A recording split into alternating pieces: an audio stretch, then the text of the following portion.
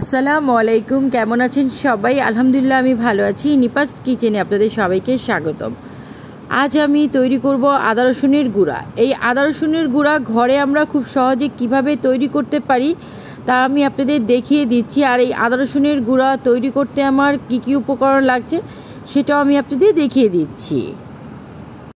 আদা নিয়েছি আমি 500 গ্রাম, রসুন নিয়েছি আমি 500 গ্রাম।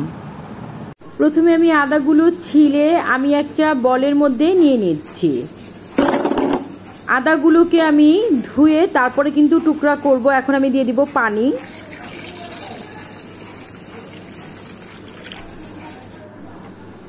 ভালো করে হাত দিয়ে আমি আদাগুলোকে ধুয়ে নিচ্ছি। আদাগুলো তুলে আমি অন্য একটা বলে নিয়ে নিচ্ছি। আর এই আদাগুলোকে আমি টুকরো করে নিব। আদাগুলো টুকরো করে এক সাইডে রেখে দিয়েছি পানি ঝরার জন্য। আর রসুন ছিলে রসুনগুলোকে আমি কুচি করে কেটে নিয়েছি। এখন আমি রসুনগুলোকে ধুয়ে নিচ্ছি।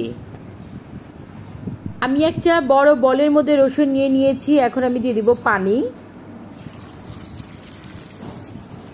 আর এই রসুন কিন্তু আমি ধুয়ে কাটতে পারতাম, কিন্তু এই রসুন আমি কেটে ধুচ্ছি এই কারণেই রসুনের কষটা যেটা আপনার যখন আমি কাটবো তখন কিন্তু একদম একটা রসুন আর এক রসুনের মধ্যে লেগে থেকে যখন আমি এটাকে শুকাবো তখন কিন্তু একটা আঠালো ভাব হবে, তাই আমি কেটে ধুচ্ছি। রসুন ধুয়ে আমি একটা ছাঁকনির মধ্যে ছ্যাঁকা দিয়ে নিচ্ছি, রসুনের পানিটা যেন একদম ঝরে যায়। রসুনের পানি ঝরে গিয়েছে। আমি একটা ছেনির মধ্যে রসুনগুলো নিয়ে নিচ্ছি আর রসুনগুলোকে আমি ছড়িয়ে দিচ্ছি। এই রসুনগুলোকে আমি রোদে শুকাবো।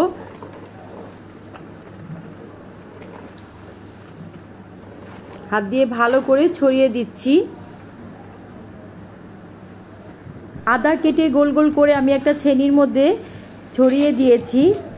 আদা রসুন দুইটা ট্রেই আমি ছাদে শুকা দিয়ে দিয়েছি। কড়া রোদে এটা আমি 2 দিন শুকাবো, যে পর্যন্ত আদা রসুন না শুকাবে।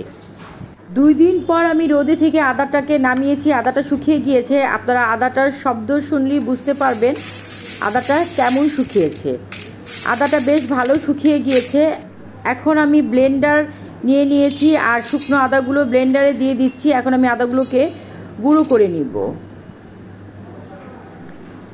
আদা গুঁড়ো হয়ে গিয়েছে। ব্লেন্ডারে ঢাকনা খুলে দেখি আদা কিন্তু একদম গুঁড়ো হয়ে গিয়েছে। আমি একটা চামচের মধ্যে করে আপনাদের দেখিয়ে দিচ্ছি। আদা কিন্তু একদম পাউডার হয়ে গিয়েছে। এখন আমি আদাটাকে ঠান্ডা করার জন্য একটা বাটিতে ঢেলে নিব। আদা রেখে আমি রসুনটা একটু দেখিয়ে দিচ্ছি রসুনটা কি পরিমাণ শুকিয়েছে। আপনারা শব্দ শুনে বুঝতে পারছেন রসুনটাও কিন্তু আমি আদার মতন ব্লেন্ড করি। আমি একটা ব্লেন্ডারের জগের মধ্যে রসুন নিয়ে নিচ্ছি।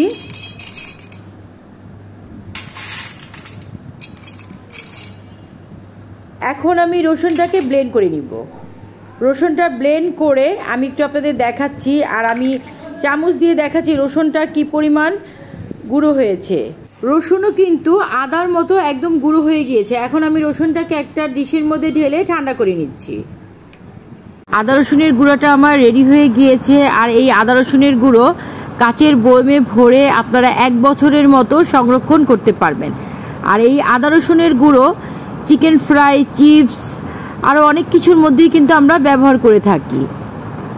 তৈরি হয়ে গেল আদা রসুনের গুঁড়ো। আমার রেসিপিটি যদি আপনাদের ভালো লেগে থাকে তাহলে অবশ্যই বেশি বেশি করে ফ্যামিলি ফ্রেন্ডদের সাথে শেয়ার করবেন। যারা এখন পর্যন্ত আমার চ্যানেলটি সাবস্ক্রাইব করেননি তারা অবশ্যই সাবস্ক্রাইব করবেন। ধন্যবাদ।